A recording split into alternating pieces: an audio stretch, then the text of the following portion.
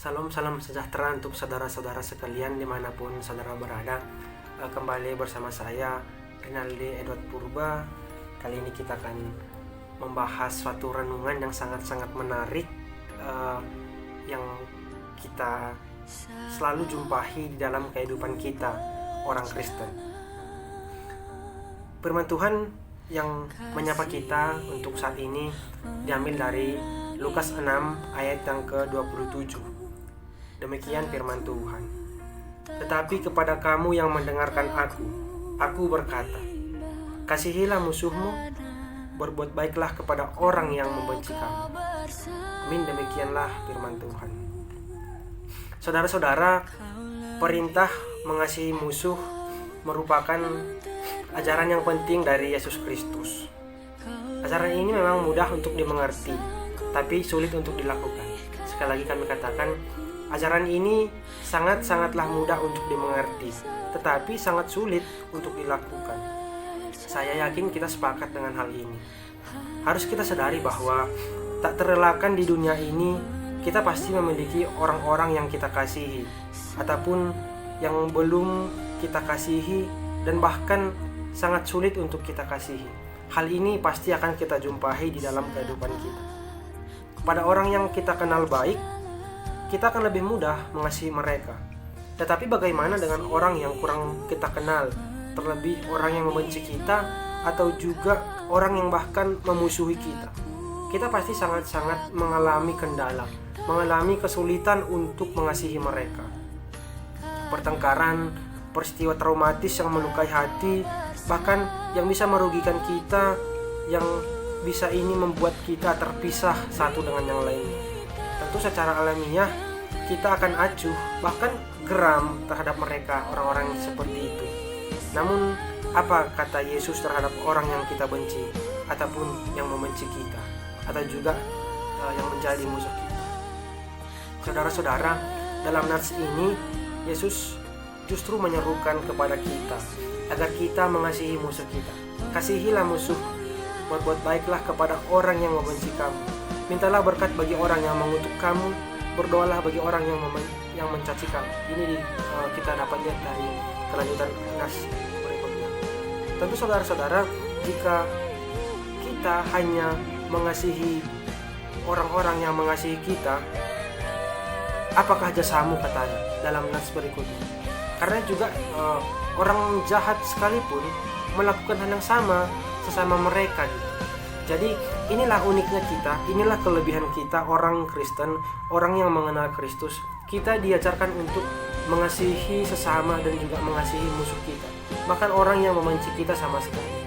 Walau memang pada hakikatnya ini adalah hal yang sangat-sangat sulit untuk dilakukan. Tapi saudara-saudara, Yesus menegaskan bahwa dengan mengasihi musuh, bahkan memberkati dan mendoakan orang yang mengutuk ataupun mencaci kita, dengan demikianlah identitas kita sebagai anak-anak Allah menjadi nyata. Disinilah kelebihan orang yang mampu mengasihi musuh itu. Hanya orang yang sudah mengenal Kristus, yang menerima Kristus dengan juru selamatnya, yang mampu melakukan hal ini. Itulah yang membedakan diri kita dengan orang-orang yang belum sama sekali mengenal Allah. Seperti Allah juga melakukan hal yang sama gitu. Allah mengasihi orang yang jahat, bahkan Allah juga menerbitkan matahari bagi orang yang jahat, bagi orang yang baik, menurunkan hujan bagi orang yang benar dan juga orang yang tidak benar, dalam Matius 5 ayat 44 sampai 45. Artinya di sini tidak ada pembeda-bedaan itu gitu. Sama juga yang dituntut untuk kita. Kalau kita hanya mengasihi orang yang mengasihi kita, apa bedanya kita dengan orang lain? Orang jahat juga mengasihi sesama orang jahat. Satu contoh nih, preman-preman yang ada di pasaran gitu. Mereka sangat solid, tapi sesama preman gitu. Mereka sangat-sangat luar biasa kesulitannya, saling mengasihi gitu, saling menolong gitu. Artinya juga dalam hal ini kita belajar bagaimana kita mampu mengasihi orang-orang yang membenci kita. Mungkin kita juga bertanya-tanya, bagaimana sih caranya mengasihi musuh? Kan sulit gitu. Bagaimana coba kita mendoakan orang yang sudah menyakiti kita, orang yang membenci kita, bahkan yang kita benci gitu. Tapi saudara-saudara, dalam hal ini firman Tuhan ingin menjelaskan kepada kita dan mengajarkan kepada kita agar kita belajar dari kisah Yusuf. Dalam Kejadian 45 ayat 3 dengan sampai yang ke-15, kita jelas melihat bagaimana Yusuf sendiri dalam hidupnya. Ia dipandang iri oleh saudara-saudaranya sendiri karena ia menjadi anak kesayangan ayahnya, yaitu Yakub. Ia kemudian dimasukkan ke dalam sumur yang kering, dijual ke negeri asing sebagai budak oleh saudara-saudaranya sendiri. Tentu memang saudara-saudara, ketika kita melihat hal ini sangat-sangat menyedihkan sekali begitu. Abang kandung sendiri, saudara sendiri mampu melakukan hal-hal keji seperti itu gitu. Kita melihat bagaimana rencana Allah bagi Yusuf dan juga keluarganya. Di Mesir pun juga nasibnya naas gitu. Kita melihat bagaimana Yusuf ini, dia difitnah bahkan dipenjara. Kalau Yusuf ini mau, mungkin ia bisa menyimpan dendam dan kutuk kepada saudara-saudaranya.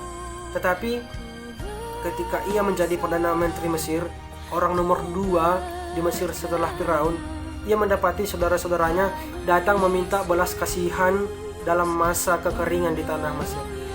Apa yang Yusuf lakukan?